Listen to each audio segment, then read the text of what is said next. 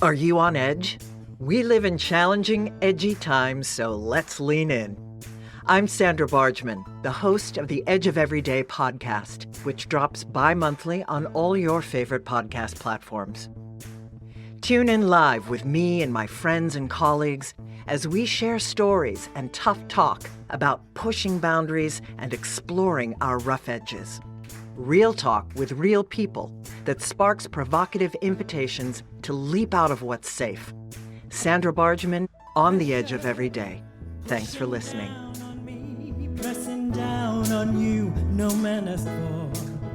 Hello, everyone. I'm Sandra Bargman, and welcome back to the Edge of Everyday podcast. Are you a change maker? Do you walk between worlds, between cultures, between systems? If you answered yes to any of these questions, the Edge of Everyday is the place for you. In a nutshell, this podcast is about pushing boundaries and exploring rough edges. Through conversations and shared stories with friends and colleagues, it's my hope that we can begin to understand our edges. And what I mean by edges is those places where we are fearful, those places where we are resistant to change, those places where paradox and contradicting identities meet and live in our beliefs and in our understandings, both individually and collectively. We live in edgy, challenging times. We cannot keep looking away from the ugly, from the difficult, and silence is no longer an option. Life isn't black or white, it's both, and I want to talk about that. I want to face the tension of paradox, and I want to engage in the hard conversations. I want to explore the rough edges between our light-filled brilliance and our dark, shadowy corners. Because the more we recognize our own edges and get real about them, the more we can help others to do the same. And that, I fully believe, can help to change the world. So, thanks for tuning in. Today, we are live in the hive with award-winning author, book mentor, editor, and leadership coach, Cynthia Gregory. Cynthia's motto is, allow your story to take up space in the world. Oh, I love that, love that, love that. The power of storytelling and the power of finding and sharing your voice in the world is at the heart of every aspect of Cynthia's work. Sound familiar? No surprise that from the instant I met her, I was completely drawn to Cynthia and her soulful and creative work. I'm thrilled to announce that I am a contributing author to Cynthia's next book project, NOTES Anthology 2.0, Stories of Healing and Hope, launching on November 1st. My chapter is titled Ferocious Compassion. What is ferocious compassion? And how does ferocious compassion relate to finding your voice and sharing your story? Quite a lot, as it turns out. I am really excited to have this conversation, so let's dive in. Cynthia Gregory is an award-winning writer and author of Journaling as Sacred Practice, an Act of Extreme Bravery, What is Possible from Here, and the NOTES Anthology. She was also editor of the California Writers Club, Redwood Writers Annual Anthology, On Fire, in 2023. With a bachelor's degree in journalism from Gonzaga University and a master's degree in literature from Mills College, Cynthia's mission is to expand the body of modern literature. When she's not helping execs and entrepreneurs write their professional memoirs, she helps business leaders use digital media to easily and strategically expand their brand to new audiences. Cynthia's enigmatic, she's a voiceover person, people. Cynthia's enigmatic short stories have appeared in a range of publications, including The Sun, Glimmer Train, and the Briarcliff Review, among many others. She took second place in the Writer's Digest Fiction Contest and first place in the Glimmer Train Family Matters competition for Melting at Both Ends, and first place in the Mark Twain Short Fiction Prize for her story, Baby Blood. She's a member of the California Writers Club Redwood Writers Chapter and the International Coaching Federation. Welcome, welcome, dear Cynthia Gregory. Thank you, friend. It's wonderful to be here. It's wonderful to have you. And for those listening in, you can get her full bio on her website, cynthiagregory.com. I love reading everyone's glorious CVs. Isn't it fun to get your CV read out loud? It really is. You hear it so completely differently than you hear it in Right? your head when you're writing it. Yes, absolutely. Totally, totally. Oh, my friend, my friend. So again, I thank you for being on the Edge of Everyday podcast. We're going to have some fun today, folks. So I like to start my podcast letting people know, clearly Cynthia and I are friends. So, but I like to share how I know my guests. So Cynthia and I looked at each other on Zoom for a bit in one of our networking groups. Yes. And I remember just going, oh, she really has a great vibe. I totally like her. I totally want to know her. So we reached out and it was love at first, well, it was love at first sight on Zoom, quite frankly. But it was love Honestly, at yes. first chat. Yes, so much. It was just like, oh, there you are. Right, exactly. We haven't met each other yet, but Not we will. yet. We But we will. will. Okay, so and we'll talk so much about how I got into this anthology, the joy of getting into it. But first, I'm going to ask Cynthia the question I ask all of my guests. It's my most, well, not my most favorite, but it's one of them, certainly because it's such a revelatory question. And it can go off in so many tangents, and it can be different every day for one person. So, Cynthia, what identity do you lead with? Writer, storyteller.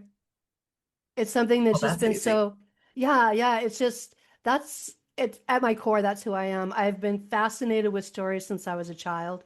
It just popped And out of the womb. kind of. My sister and I used to share a bedroom, and she's 3 years and a day older than me. And we used to share a bedroom. And when we couldn't sleep at night, we would tell each other stories. And Oh, we know in our little flannel nightgowns. oh, that's sweet. And yeah, so stories have earned a place in my heart from very early on. When I was at our grandmother's house and my sisters were off someplace else, and there I was, the youngest of the girls, I would get into the cupboard and pull out comic books and read. I taught myself to read, honestly, reading comic books because I had this burning desire to know the story. I just needed to know the story. So, and as I've gotten older and now I've got my degrees, I know way too much about literature for anybody's real good to be applicable, but I love it. And storytelling is so essential. I mean, from a literary perspective, but it is far more visceral. It's like Mm, storytelling is how we shared information when we lived in caves. yeah. It's how information was passed from one generation to another. And as I continue teaching writing to a variety of people, I started recently studying the psychology of stories and why they Mm, light up our brain the way they do. Our brains are wired for stories. Stories improve empathy, they improve imagination, they improve compassion, they improve memory because mm. all of these places in our brain are lit up when we hear a story. So Yeah. I'm like, there's Keeping even track of. science behind my Oh, passion. there has to, totally Yeah. neuroscience behind it and keeping track of the storyline, which is interesting to notice when people are losing their memory. And I'm thinking about my father and not able to follow the story. Yeah. They can't keep Yeah. track of in watching a movie or reading a book, keeping track of all of the pieces.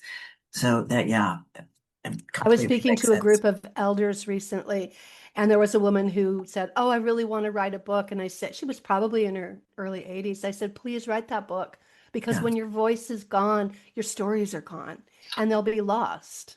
We Oh, need that God. wisdom. We totally do from our elders. Well, I just love so much. And of course, storytelling and finding your voice and sharing your voice is at the heart of everything that I do. Yes. And my creative work, my teaching work, my writing, all of it. What I loved on your website, and again, that's cynthiagregory.com, in reading through was you mentioned this in on the website in a really succinct way. And I, in all of the conversations that I've had being a guest on podcasts, talking about storytelling and how I have two ways of looking at storytelling. I mean, they're really the same, but I talk about them as if there's two ways of understanding storytelling. And you touch on this in your website. First of all, the sense of finding your voice and sharing your powerful story vulnerably, et cetera, and how, Yeah, and I think of that as relating to presence. You know, people who are most comfortable with their story are the ones with the best presence, in my opinion. absolutely. That's at the heart of presence work.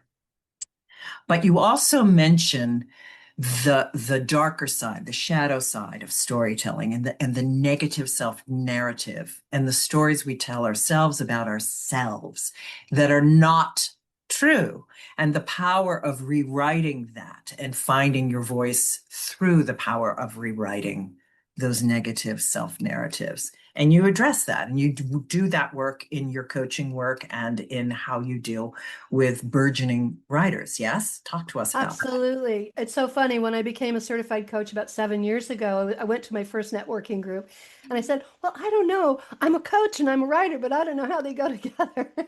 What? And I know. But now, I mean, after I have really, fundamentally embodied it, I understand that a lot of my work comes from my background in literature and studying journalism. That's the science part of it. But the heart part of it comes into my coaching where I talk about what is keeping you from sharing your story. What is it that fear? What is it that you fear the most? And we address those issues. And it's fascinating. The number one fear is being judged. Yeah, totally. They're terrified that people won't like it. And I also coach people in sharing their stories. They're like, well, this person wasn't very nice to me and la la la, and they were want to write a biography. And I go, well, they should have been nicer to you because if they knew you were going to write a book, I'm sure are going to Right. wish they had. Yes, and here we're touching on ferocious compassion. Um, But also, you don't have to judge somebody else's behavior. You can understand fundamentally that it is wrong and cruel or how whatever the framework is, judgy, very judgy, but you don't have to do anything to tell the truth. You do not have to judge that person. yeah, Trust your reader to be intelligent enough to be able to read the social cues to mhm, understand that that was an appropriate remark. And right, so all you have to do is tell the truth. You have to be the camera in the room. You don't have to be judge and jury. You right. just The put truth it out telling there. speaks for itself and resonates for itself. Absolutely. If they're going to be in resonance with it, it's going to be fine. And if they're going to be offended, then that is the clue to them Right. to do their internal work. Exactly Why is right. it that I'm triggered by this? Right, right. So writing successfully does require you to do that internal work. You come right up against yourself every time. Ooh, it's so true. It is so true. So, stories. When did you discover you wanted to be a writer? Well, I was very clearly, I was in high school. I was always good in English classes and literature. It's just something that I instantly absorbed. And because I was a teenager, I started writing very angsty poetry, and it was really, really bad. But I made an important discovery, and that is when I put my words on paper, my emotions were easier to manage. I could see them in a different way. Just like we spoke of when you said hearing your bio from somebody else, it feels differently when you see your words on the page, and then it takes it to another level when you read those words out loud in your voice so that you fully embody it. So I recognized that early on, and then I went out and had adventures, and I got to the point where I really wanted to start writing. And so I studied the classics. I fell in love with first Hemingway and then Fitzgerald and read everything. And Ernest Hemingway taught me how to write. honestly, in so many ways. So direct, so succinct, genius at dialogue. Mm. And so I just started writing and getting lots of rejections. Then I kept taking classes and still getting rejected, working with really great teachers, and I kept improving my craft. Back in the day, this was before digital submissions, you would put your story with a cover letter and a self-addressed stamped envelope, Oh all my, wrapped up yes. into an envelope, and you would send it off. And if you were lucky, in 6 months or so, you would hear back from Yes. them. And what you usually got was like a little 4x4 piece of paper, not even a full piece of paper. They got your little mimeographed rejection slip. Well, I kept writing. I got those. I could paper a room with all those rejection slips. But I was stubborn and determined. And one day, somebody sent back the little rejection slip with a personal note that said, "This is really beautiful. Please keep trying." And that's all I needed. I just kept going. And then I started getting accepted. And I learned where my work differentiates me from anyone else, especially in my Mhm. fiction. You mentioned the title Baby Blood, very controversial kind of a Oh title yeah. for a story. And it's actually about the blood banking industry. That's a term in the blood banking industry, which I had worked in, that adults don't always, some adults don't develop the antibodies in their blood that others do. And those who don't develop the antibody are actually good donors for babies because babies' blood is so pure. Oh, interesting. So this is a story And that about a was little fiction. boy. And Okay. that was, well, a lot of my fiction is very thinly veiled fiction Right. based on real life stories. So we were at the blood bank. We had our little poster boy 1 year had been premature, born too early, with a hole in his heart. And his mom, Mm. we'd take photographs, and I'd talk to the mom when we were doing our photo shoots. And she said, I used to bring him in for his transfusion because they had to wait like 8 months before they could repair his heart. So he would come in periodically for transfusions.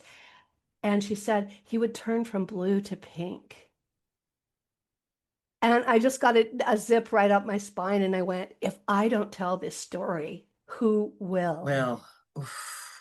And it was powerful. It won a couple of awards because I kept shopping it around because it was just so fabulous. Oh yeah. And what people needed to hear, a certain group of people needed to hear. Oh man, all of those people are so heroic. And that little boy is Mm. probably 30 today. I don't know, you know? Yeah, yeah. I So love that's, it. yeah. So my stories really come from, I'll hear somebody say something. I'm an auditory learner, and I'll hear somebody say something and I'll go, oh, that's a story. Yeah. Or that's a great name. I'm always, that's a great name for a band. That's a great line in a song. That's a great name for a book. That's a book title. You should write Uh-huh. that. I'm always doing it.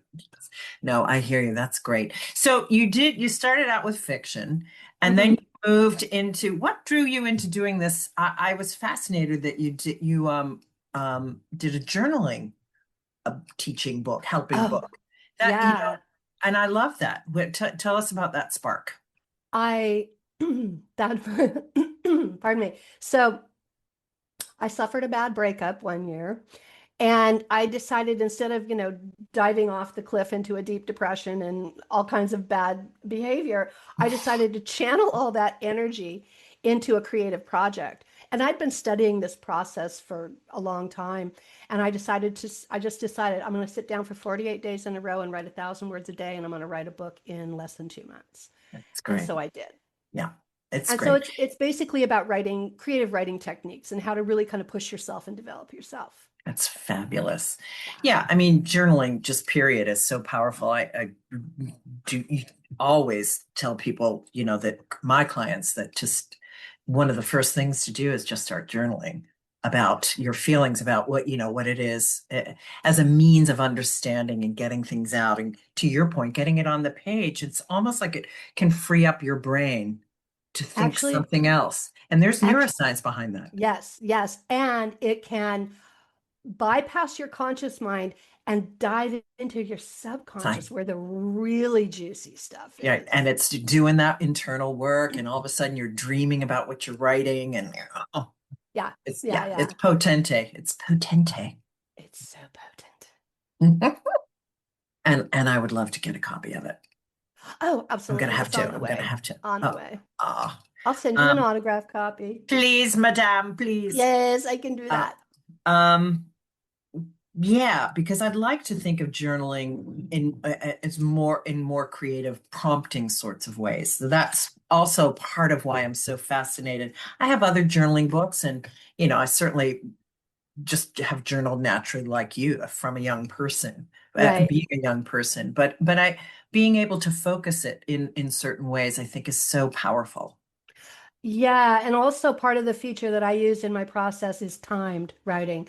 And it's not Mm, just a meandering, which is very, very valuable, but it's also it's a timed piece, and the directive is to keep the pen moving. So it kind of pushes you up against your edge, and then you're going da da da. Oh, right. by the way, the other day, la la la. And I'm Yeah. like, okay, then. It's like once you hit that wall and you go past it, you Yeah. get to mine some really good stuff. Indeed. Yeah, because well, the urgency pushes you out of what I should be writing versus what wants to be written. Thank you. Yeah. Yes, that's exactly right. And Yeah. I say that about these books that I've been producing these last couple of years. They wanted to be written. I happen to be the vehicle, but it's like these stories wanted to be So out. you're talking about love notes.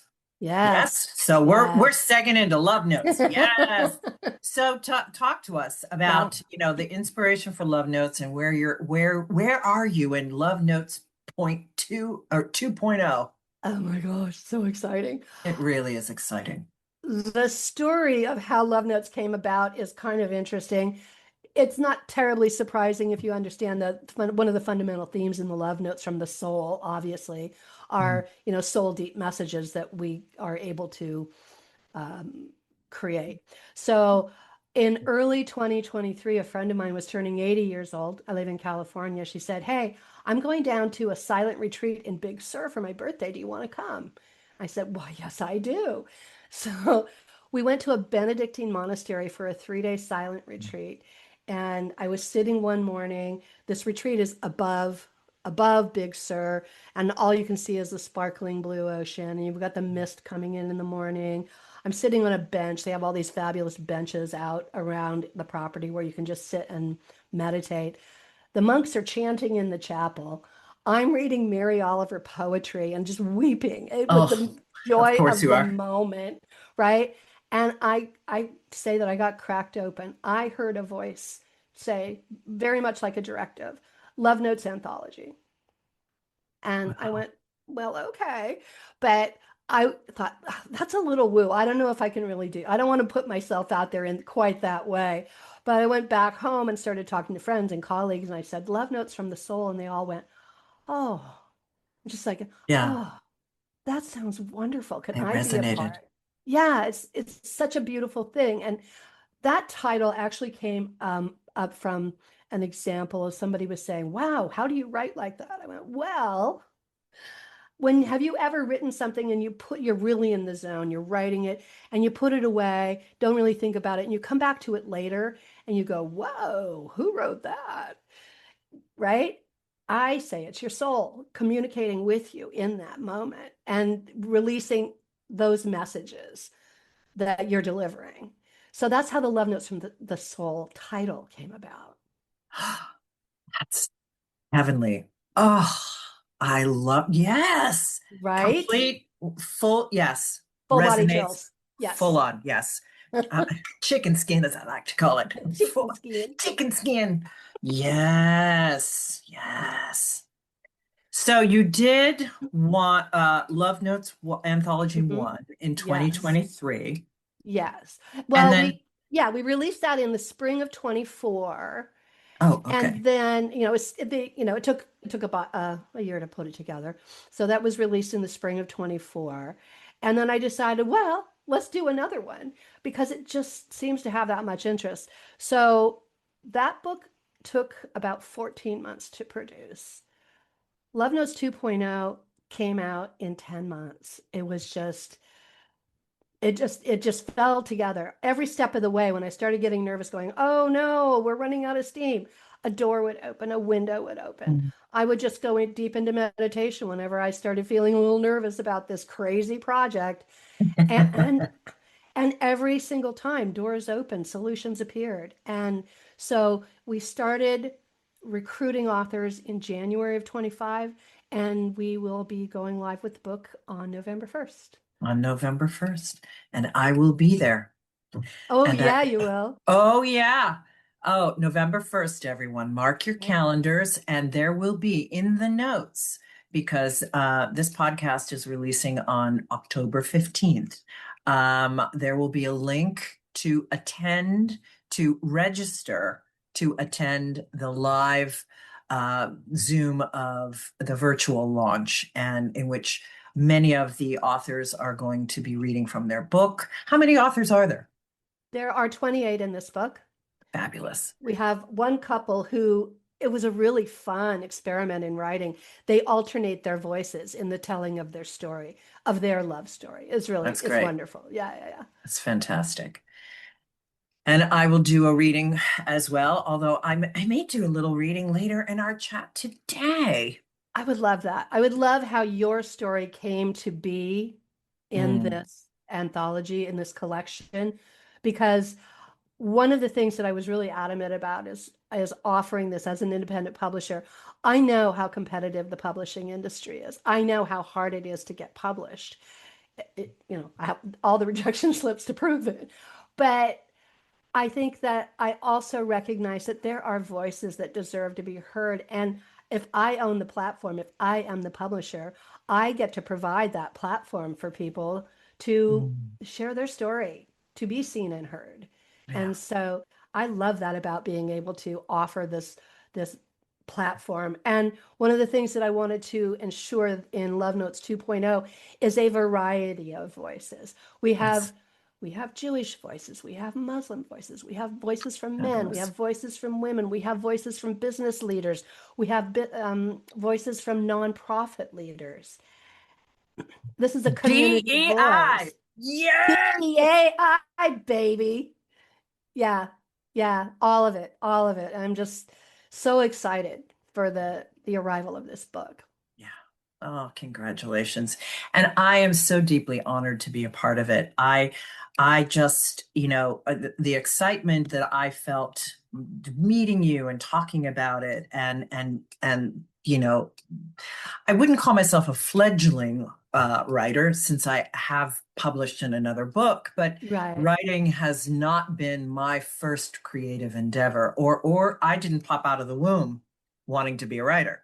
I popped out of the right. womb wanting to tell stories, but and find my voice and share my voice and my mission, and I talk about that in here, Yeah. but and with a very spiritual bent. But my whole thing was to tell the stories through acting, and then using realizing acting and playing a role, setting that down and really finding my voice, not my character's voice, my voice, a lifelong journey of that.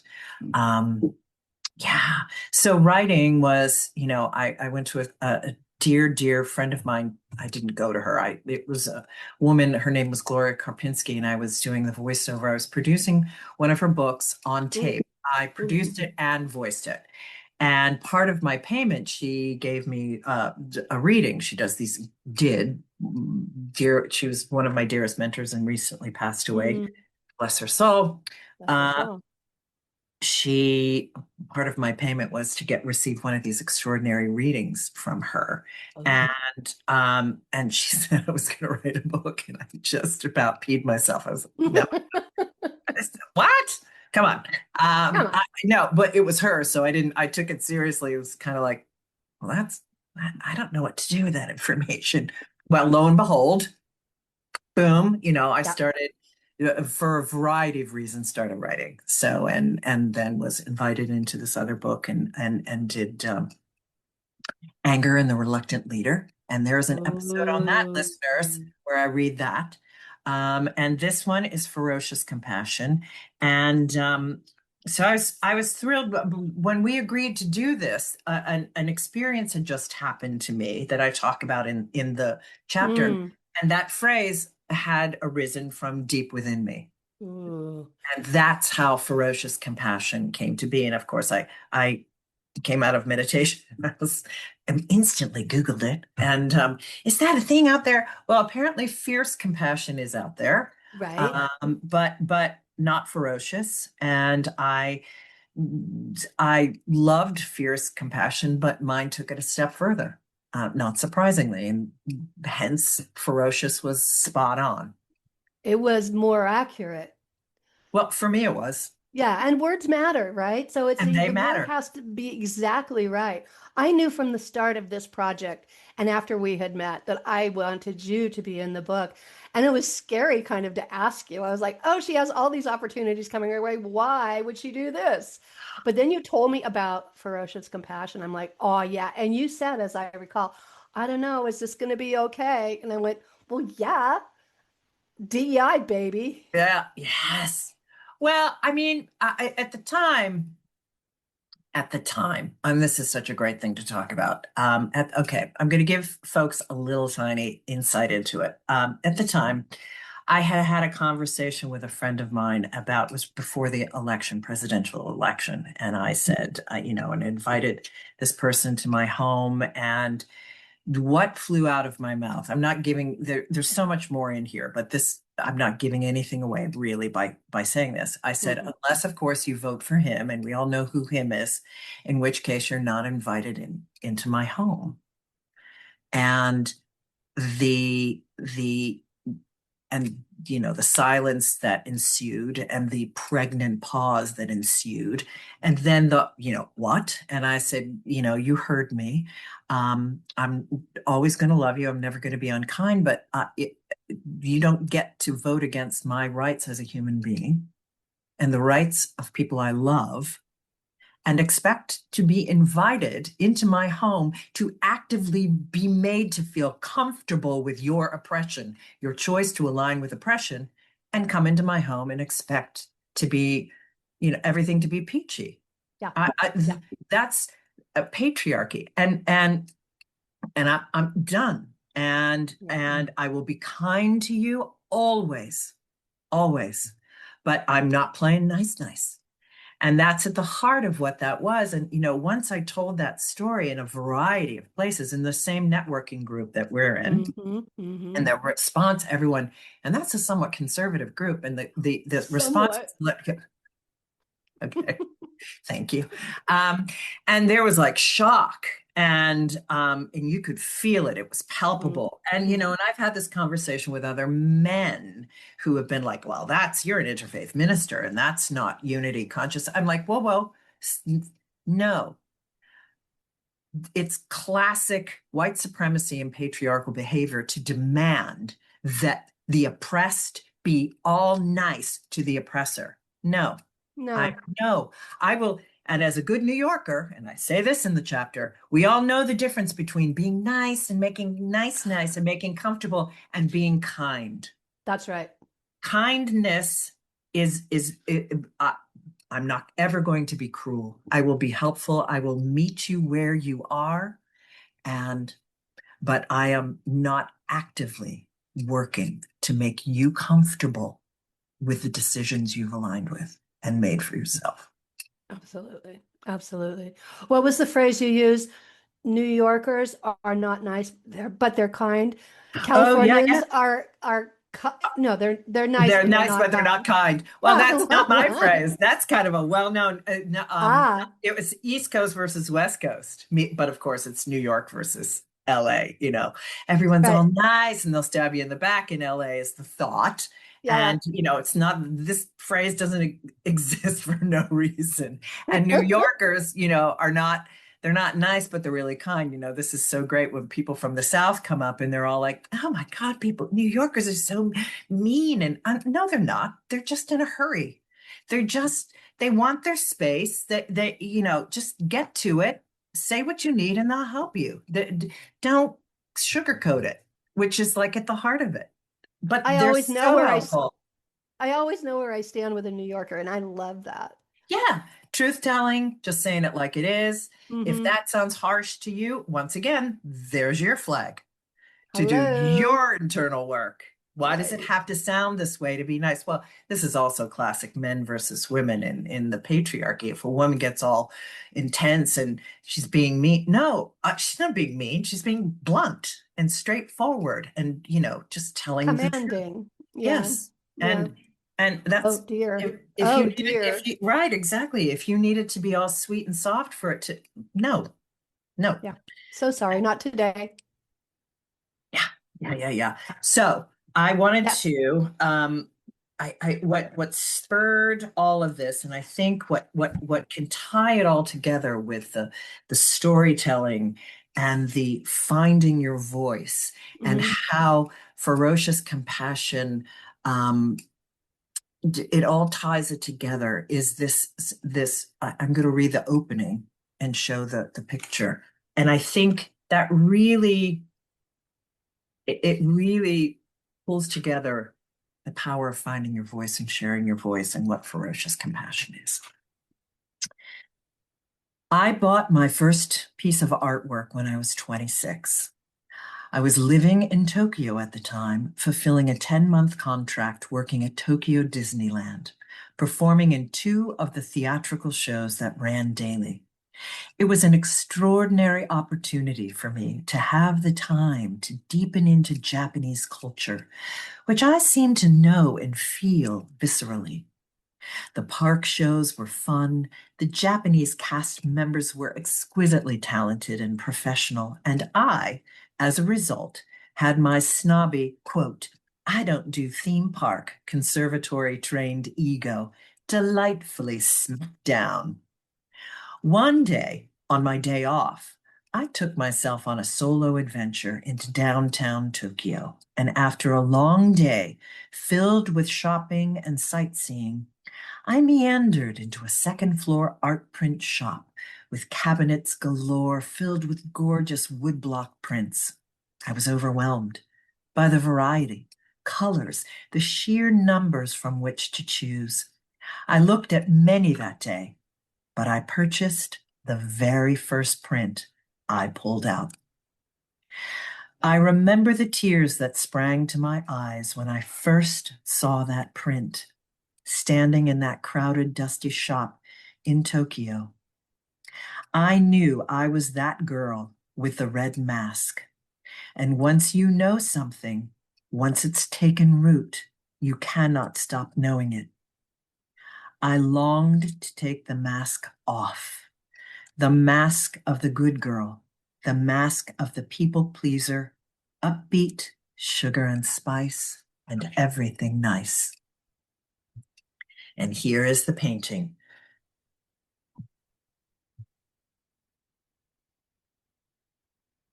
That is so amazing. Really. And so for my listeners, I just put up, it's a black and white and a little touch of gray.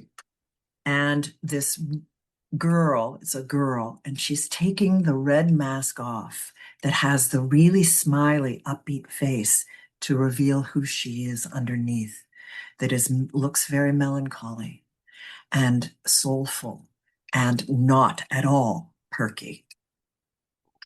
And I, to this day, can remember getting tears in my eyes when I saw that because I felt I knew her, that I was her. We are all her, We are all her, particularly, right? yeah, women who are in this patriarchal Hmm. society Hmm. subjugated to people pleasing and squelching our voice and twisting ourselves into positions to make ourselves small so that we're not offending someone or we're not seen as too aggressive or we're not all of those things, which squelches finding our voice, squelches us telling our truth because it's in patriarchy, it's too much. You're too sensitive. You're too aggressive. You're too whatever. Yeah, I'm all of those things. And I'm owning it. And by saying ferocious compassion, I am in that and I'm accepting it and I'm proud of it.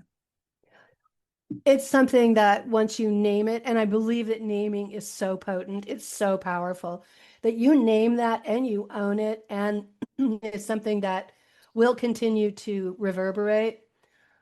I think that one of the things I love about your story, there are many things I love about it, but one of them is the allegory of the mask invites the readers to ask themselves, what mask am I wearing? Yeah, And whose permission do I need to take it off? right. At Ugh, 26, you gave yourself permission to do that. That's to some remarkable. extent. Well, I gave myself permission to know that that was true. Mm, mm, And through the years, as I've worked and worked and worked to know, you know, to admit these truths and to yeah. keep digging and to do the self-reflection, to know, um, to this day, I can still feel the reaction to, I just think about, particularly when I was sort of in my heyday of being looking like a showgirl, twisting myself, being all like pleasy, pleasy to get the jobs or to not have the person do this or do that. Well, I love also the Exhausting. allegory that you explore in your story about reality television and how that has skewed our perspectives of pleasing behavior Oh as yeah. well as acceptable behavior. And we're seeing all the repercussions of that now, I believe. Oh And yeah. ooh, yeah, it's it's a Yeah. That yet reality world. It's a reality TV world. yet another Uh, story I tell about somebody in my family, but I'm not giving that one. You're gonna have to get the book. got to get the book and read the story because it's brilliant. Oh, woman, thank you. And thank you for all of your help on it and honing it and refining it. And yeah, the compassion piece is also something that I quickly want to touch on because I think Hmm. it's so part of the sharing your voice in the world and having the courage to share your voice in the world, to find your voice and to share your voice. Hmm. Compassion is certainly something that we talk a lot about in my spiritual circles, absolutely. But, relating to somebody's pain and taking action and their suffering and taking action to relieve it or Yeah. to mitigate it or to take Yes. care of them. And I think people who are naturally empathic confuse taking on someone's pain with being Hmm. compassionate. Hmm. And Yeah. that's not it. It And doesn't help anyone. no, because I think, we can look at what actions are compassionate through sometimes through lenses of ego and lenses of control. And, not everything that we can look back on choices and say, actually, that wasn't so compassionate. I was the A, B, or C, and I was kind of in my control or my ego or whatever. And I've come to understand compassion at its highest vibration is allowing others to make their own decisions about their life choices without judgment. Mm. I mean, that's so stark and yet so high vibration. I mean, think about that. Hmm. Hmm. You make your own decisions for your path without Mm. judgment. To paraphrase Brene Brown, speaking your truth is an act of love. She says sharing is caring, and I say speaking your truth is saying that you care enough about that person that they deserve your best, and your best is your truth. Absolutely. But in this particular case, when Oh ferocious well, compassion came up, I you get to make that choice to vote in that direction and to do all of that and go off and be happy and thrive. vaya con Dios. And but I get to make the decision that you're an oppressor by Mm. making those choices Mm. and you're not welcome in my home. I'm not going to be cruel to you again. I'm going to be compassionate and understand that your choices for your best interest are yours to make. However, I make mine too, where I choose authenticity and not making myself small. And both can coexist. And both can, and that is the edge of every day, being able to hold paradoxes and juxtapositions, knowing that both exist. Beautiful. Yeah, I think that's an exquisite place to end. How lovely. Couldn't have planned that Couldn't better. have planned that any better. And here's my shock face with you. For those listening, there's no shock face. This is how my chats with Cynthia, by the way, go. They go gloriously. And she's a life coach. She's a life strategist. So, if you're a book mentor, yeah, quickly tell us about, now here's our plug place in the show. Plug what you do, where people can find you, et cetera, et cetera. I'm very active on LinkedIn. Love LinkedIn.